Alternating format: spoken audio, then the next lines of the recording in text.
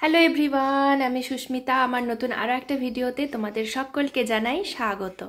তা আজই হচ্ছে সোমবার, আর এখন প্রায় 11টা বাজতে যায়। এখন থেকে আমি ব্লগটা শুরু করছি আজকের।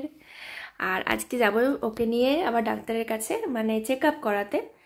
বলেছিল 7 দিন পরে 8 দিনের দিনে এসে চেক আপ করিয়ে নিয়ে যাবেন। এ দেখো, কালকে সমস্ত ওষুধ ওর কমপ্লিট হয়ে গেছে। আর মানে 7 দিনেরই ওষুধ দিয়েছিল, আর আজকে বলেছিল নিয়ে যেতে আর কি। তো যাব 12টার সময়, নাম আছে, নাম লেখানো হয়ে গেছে। 12টার সময় আছে, তো 11:15 কি 12টা 5-10 বেরোবো। তার আগে ওর এমনি সকালে একবার খাইয়েছি ওকে 10টার দিকে, তারপরে একবার 11:30টার সময় একটু অল্প করে খাইয়ে দেবো। আর আজকে বাইরে প্রচণ্ড মেঘ করেছে, তো সেই জন্য আর কি কোনো রকম স্নান করানোর আজকে গল্প নেই। খালি সমস্ত জামা কাপড় চেঞ্জ করে দিয়েছি সকালে, আর মুখে ভালো করে ক্রিম ট্রিম মাখিয়ে এই যে কাজল পরিয়ে দিলাম এখন। আর আজকে যেহেতু কোনো স্নান টান করাবো না বা তেল টেলও মাখাবো না, সেজন্য আর কিছু করবো না। যাওয়ার সময় খালি সোয়েটার টুপি এগুলো পরিয়ে নিয়ে যাব। আর মশারিটা আমি তুলিনি, কারণ কি হয়েছে বলো তো, এক তো ঠান্ডা আছে, তার উপরে মশা আছে এই নিচের তলায়। আর ওর যে ছোট মশারি না, সেটা উপরে আছে, আনা হয়নি, যে কারণে মশারিটা আমি খুলতে পারছি না। যখন ওকে নিয়ে যাব তো তারপরে এসে খুলে দেবো। আর আমি মাত্র চা খেলাম, তো এবার জলখাবারটা আমি খেয়ে নেবো। আর সকালেই আমার সমস্ত হয়ে গেছে কাজকর্ম, খালি ওর জল ফোটানো হয়ে গেছে, ওর বোতল ওই করাও হয়ে গেছে, ওগুলো একটুখানি আমি ধুয়ে নেবো সব। কি হচ্ছে বেটা, কি হচ্ছে? এই ঝাম্পা, এই ঝাম্পা, কে কান্দ কেন? ও বাবলে, কি হয়েছে? কি হয়েছে? তুমি যাবে বেরু করতে? বেরু বেরু যাবে? বেরু করতে যাবে শোনা? কোথায় যাবে? আবার কাঁদবে নাকি আজকে গিয়ে ওখানে? আবার কাঁদবে নাকি তুমি? কাঁদবে না আজকে, কাঁদবে না তুমি, ঠিক আছে? তুমি সোনা ছেলের মতন আজকে থাকবে। কুচু কুচু কুচু কুচু। তো চলো এখন আমি যাই, কত কথা। যাই আমি, জলটা ওর ফ্লাস্কে ভরে নিই, টুকটাক কাজগুলো করে নিই, বাস। আর জামা কাপড়ও তো সকালবেলায় ওয়াশিং মেশিনে দিয়ে দিয়েছিলাম। চলো আজকের ব্লগটা শুরু করলাম, সঙ্গে থাকো, দেখতে থাকো সারাদিন কী করছি। একটা কথা আছে বন্ধুরা, দেখবে সবাই বলে যে মানুষ হচ্ছে অভ্যেসের দাস। যে পরিবেশেই তাকে রাখা হোক না কেন, সে যে অভ্যেসটা একবার করে নেয় সেটাই কিন্তু সে নিয়ম মেনে চলতে পারে। এই বলছি, ধরো আমার শ্বশুর বাড়িতে আমি যখন বাপের বাড়িতে থাকতাম, তখন কিন্তু আমি উঠতে উঠতে আমার একদম 10টা বেজে যেত। তখন উঠে আমার সেরকম কোনো কাজ ছিল না, আর মানে মাথায় কোনো চাপও ছিল না। উঠছি উঠবো এইভাবে উঠতাম। কিন্তু এখন ঠিক সকাল 8:30 বাজলেই না আমার চোখটা অটোমেটিক খুলে যায়। তা সে ছেলে উঠুক বা না উঠুক, কেন জানি না আমার মানে ঘুমটা অটোমেটিক ভেঙে যায়। হ্যাঁ, আমার হাজব্যান্ড ডিউটি যায় ঠিকই, কিন্তু ও যখন যায় না, ও কিন্তু কোনো রকম আওয়াজ করে না, কারণ ও জানে যে আমি রাত্রে জাগি ছেলের সঙ্গে, ও জেগে থাকে।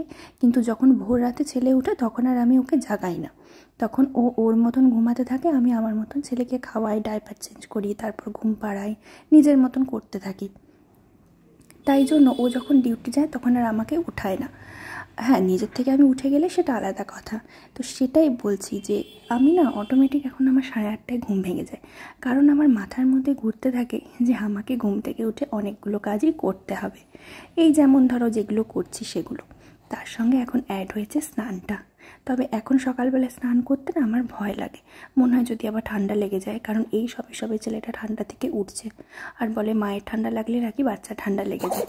আর এখন ধরো শীতকাল, তবে আমাকে এই সকালবেলায় স্নানের অভ্যেসটা করে নিতে হবে, কারণ আমি যখন ফ্ল্যাটে যাব তখন কিন্তু আমাকে সকালে স্নান করে ঠাকুর পুজো করাটা সকালেই করতে হবে।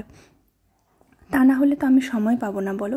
হাজব্যান্ড ডিউটি চলে গেলে আমার পক্ষে বাচ্চা সামলে কিন্তু স্নান পুজো করাটা একটু টাফ হয়ে যাবে, কারণ স্নান করতে গেলে ধরো বাথরুমের মধ্যে থাকতে হবে, তখনই ছেলে যদি কান্নাকাটি করে তাহলে কিন্তু আমাকে দৌড়ে আসতে হবে। এই যেমন ধরো আজকের কথাই বলছি, আমি কিন্তু বাথরুমে একটু পটি করতে গেছিলাম, ঠিক সময় সেই মোমেন্টে কিন্তু ছেলে উঠে গেছে, আর হাজব্যান্ড গেছিলো উপরে ভাত খেতে।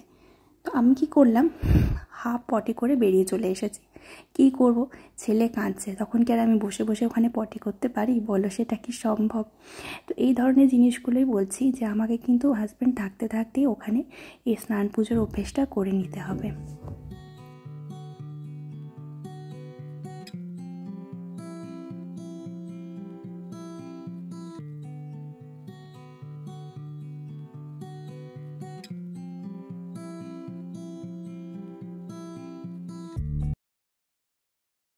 আর দেখবে স্নান জিনিসটা এমনই না, সেটা যদি একবার হয়ে যায় তাহলে মনে হয় একটা বিশাল বড় কাজ হয়ে গেল। আর তার সঙ্গে ঠাকুর প্রণাম করা, ঠাকুর পুজো করা। আর আমি জানো তো গত 6 মাস ধরে ঠাকুর পুজো করিনি। 6 মাস কি, যখন থেকে 5 মাস আমার হয়েছে, মানে আমার প্রেগনেন্সির 5 মাস যখন থেকে হয়েছে তখন থেকেই তো আর ঠাকুর পুজো করা যায় না। শুধু উপর থেকে ঠাকুরকে প্রণাম করতাম, ঠাকুরের মন্ত্র জপ করতাম, কিন্তু ঠাকুর পুজো করা, ঠাকুরের কোনো রকম কাজ করা এসব কিছুই করিনি। কিন্তু আমি না এই জিনিসটা খুব ভালোবাসি, বিশ্বাস করো। বসে বসে ঠাকুর পুজো করা মন দিয়ে আমার এত ভালো লাগে। কিন্তু হয়তো এতটা সময় আর পাবো না, যতটুকুই পাই ততটুকুই চেষ্টা করব মন ভরে একটু ঠাকুরকে ডাকার। তো এদিকে দেখো ছেলে উঠে গেছে, তো ওকে নিয়ে আমি একটু এই যে আদর করছি, ওকে একটু ভোলাচ্ছি, তারপরে ওর সাথে একটু খেলা করব, ওকে একটু রেডি করে দেবো, ফ্রেশ করে দেবো। মানে যখন তোমরা দেখলে ভিডিওটা তখনও কিন্তু রেডি ছিল, তো যাওয়ার আগে ওকে আরেকবার আমি খাইয়ে দেবো, আর তার সাথে ওর ডাইপারটাও চেঞ্জ করে দেবো। তো আজকের ভিডিও টাইটেল দেখে তোমরা নিশ্চয়ই বুঝে গেছো যে আমি আজকে তোমাদের সঙ্গে ডাইপার সংক্রান্ত কিছু কথা আলোচনা করব।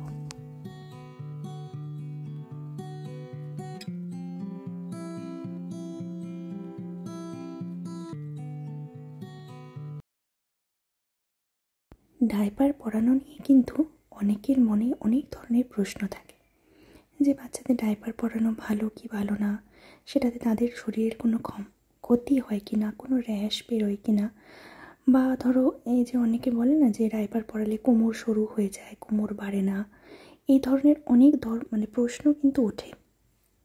তো জানো তো বন্ধুরা, আমি যখন ছেলেকে প্রথমবার চাইল্ড স্পেশালিস্টকে দেখাই, মানে ওর যখন মোটামুটি 10 দিন বয়স, আমাকে তখন ডাক্তারবাবু বলেছিলেন যে আপনি যদি চান যে আপনার বাচ্চাকে আপনি সারাক্ষণ ডাইপার পরাবেন, সেটাও আপনি করতে পারেন।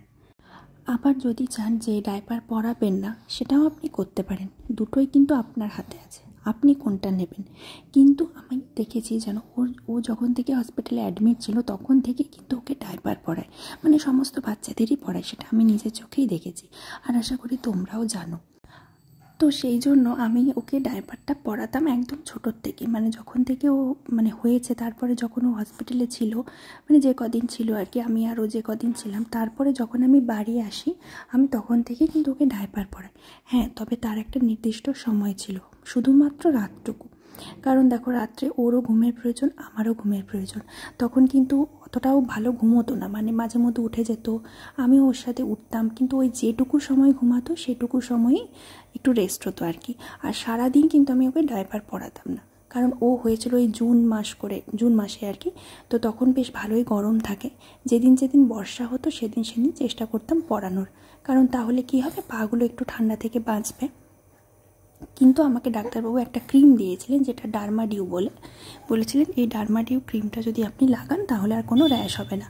যখনই ডাইপার পরাবেন ঠিক তার আগেই আপনি ভালো করে জায়গাটা পরিষ্কার করে শুকিয়ে নেবেন, ধোবেন না। ডাইপারটা খুলে, একটা ডাইপার খুলে মোটামুটি 10 থেকে 15 মিনিট জায়গাটা একটু হালকা করে রাখবেন আর একটু শুকিয়ে নেবেন। কোনো হালকা পাতলা সুতির কাপড় দিয়ে জায়গাটা মুছে ওই ক্রিমটা, ওই ডার্মাডিউ ক্রিমটা আপনি লাগিয়ে দেবেন। তারপরে 10-15 মিনিট পর আবার একটা নেক্সট ডাইপার পরাবেন।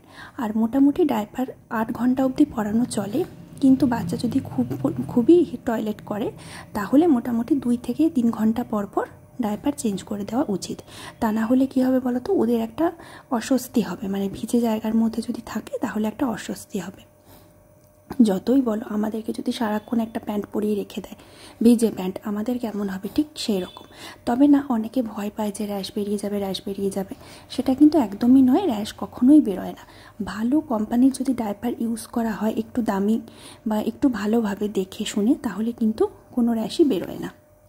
তো সেই মতো আমি ডাক্তারবাবুর কথা ফলো করি, ওকে এখনও পর্যন্ত ওইভাবেই ডাইপার পরাই। এখন ধরো শীতকাল, সারাক্ষণই প্রায় ডাইপার পরাতে হচ্ছে, যতক্ষণ ও রোদে থাকে ততক্ষণই ওকে ডাইপারটা খুলে রাখি। তাছাড়া কিন্তু আমি প্রায় সারাদিনে ওকে ডাইপার এখন পরাতে হচ্ছে, তা না হলে দেখো ঠান্ডার মধ্যে কি করে আমি বাচ্চাকে রাখবো। ডাইপার না পরালে যদি প্যান্ট পরায় কতবার প্যান্ট পাল্টাবো, তাই না? আর এখন যার মেঘের অবস্থা, যে কোনো দিন মেঘ বৃষ্টি হচ্ছে, শুকোতে চাইবে না, এটাও একটা অস্বস্তি। তো এই যে ওকে রেডি করে দিলাম। আর দেখো কি রেডি করব, এত ছটপটে দুরন্ত হয়ে গেছে, সব সময় বলছে আমি উপর হয়ে শুয়ে থাকবো।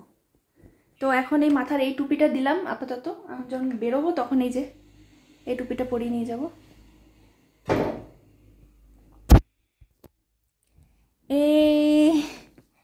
চলতে চলতে চলতে দেখি, তাকাও তাকাও। এবার মুখ থেকে যদি তুমি ফেলেছো না, দেখবে তোমার শুধু উল্টানো ধান্দা না। আর তোজোকে আমি প্যাম্পার্স কোম্পানির যে ডায়পার হয় সেইটা পরাই। অনেকে ভাবে কি প্যাম্পার্সটাই কিন্তু ডায়পার, কিন্তু সেটা নয়। প্যাম্পার্স একটা নিজস্ব কোম্পানি, তার প্রোডাক্টগুলোকে আমরা ডায়পার হিসেবে ইউজ করি। যেমন ধরো অনেক ধরনের বেবি হাগের আছে, তার সাথে ম্যানিপোকো প্যান্টস আছে, আরও অনেক রকম আছে। তো আমি কিন্তু প্রথম থেকে ওর জন্য প্যাম্পার্স কোম্পানি যে ডায়পার হয় সেটাই ইউজ করছি। আর এখনও পর্যন্ত সত্যি কিন্তু ওর কোনো রকম র্যাশ বেরোয়নি। 6 মাস ওর বয়স হতে যাচ্ছে, এখনও পর্যন্ত ও কিন্তু ঠিক আছে। তো এরপরে ওর সাইজ দেখে আমাকে আবার অর্ডার করতে হবে, কারণ এখন যেগুলোর আছে সেগুলো কিন্তু ওর 5 মাস অবধি। এরপরে ওর বড় বড় বড় ডায়পার লাগবে। তো তোমরাও কিন্তু ডাক্তারবাবুর সঙ্গে একবার তাও কথা বলে নিও, কারণ দেখো আমার মধ্যেও একটা ধারণা ছিল যে ডায়পার পরালে হয়তো বাচ্চার অনেক ক্ষতি হয়, কিন্তু আস্তে আস্তে আমার ধারণাটা মিথ্যে হয়ে গেছে। হ্যাঁ, তবে আমি বলবো কিছুক্ষণ পরে পরে পরালেও ভালো, কারণ দেখো সারাক্ষণ প্যান্ট পরিয়ে রাখলে ওদেরও একটা অস্বস্তি হয়, বাচ্চা ছেলে বলতে পারে না। তাই জন্য আমাদেরকে কিন্তু একটু মাথায় রেখে রেখে একটু সময় জ্ঞান করে করে জায়গাটাকে ভালো করে পরিষ্কার করে ক্লিন করে ক্রিম লাগিয়ে তারপরে একটু হাওয়ার মধ্যে রেখে তারপরে যদি ডায়পার পরায়, তাহলে বাচ্চার কোনো ক্ষতি হয় না, কোনো র্যাশ বেরোয় না। এটা কিন্তু আমি একদম নিজস্ব প্রুফ। তো এখন আমি সকালে জলখাবার খেয়ে নিচ্ছি। শাশুড়ি মা ওকে উপরে নিয়ে গেছে, বলল তুই খেয়ে নে, তারপরে রেডি হয়ে চলে আয়, ওকে নিয়ে ডক্টরের কাছে যাব, কারণ অলরেডি ওর নাম লেখানো হয়ে গেছে এবং ওখান থেকে ফোনও করেছিল। তো আমি এখন মুড়ি খেয়ে নিচ্ছি, তারপরে ওকে নিয়ে বেরোবো। তো আমরা ডাক্তারের কাছে যেতে পারিনি আজকে, যাব সন্ধ্যাবেলায় আবার উনি বসেন তখন যাব। সকাল দিকে যেতে পারিনি, কারণটা হচ্ছে বেরিয়ে গেছিলো আর আমাদেরও একটু মানে দেরি হয়ে গেছিলো। যে সময় যেতে বলেছিল সে সময় আমরা বেরোতে পারিনি। কিন্তু বিকেলে আবার বসে, 6টার পরে আবার বসে। তো বললো 6টার পরে আবার নাম লিখিয়ে আবার দেখিয়ে নিয়ে যাবেন। তো তখন বাজে 4 চাকা করে নিয়ে যাব, কারণ আজকে তো ভালোই ঠান্ডা আছে, তার উপরে ধরো সন্ধ্যাবেলায় নিয়ে যেতে হবে। তো আবার যদি ঠান্ডাটা লেগে যায় তাহলে আবার মুশকিল। তখন দেখো পুরো সোয়েটার টুপি পরিয়ে এই যে ঘোরাচ্ছি, কোলের মধ্যে ঘুমাচ্ছিল, দিয়ে এখন আবার উঠে গেল। তখন একটু ঘোরাচ্ছি। সকালে দেখিয়ে নিলে ভালো হতো, কিন্তু হলো না, কি করব। ডাক্তারের অল্প সময় ছিল, বেরিয়ে গেছে, সেই জন্য আর হলো না। তো আবার সন্ধ্যাবেলায় যাব, গিয়ে দেখিয়ে নেবো চেক আপে। তো চলো ভিডিওটা এই পর্যন্তই রাখলাম, আর ডাক্তার কি বললেন না বললেন সেটা নেক্সট ভিডিওতে তোমাদের সঙ্গে শেয়ার করে দেবো। টাটা।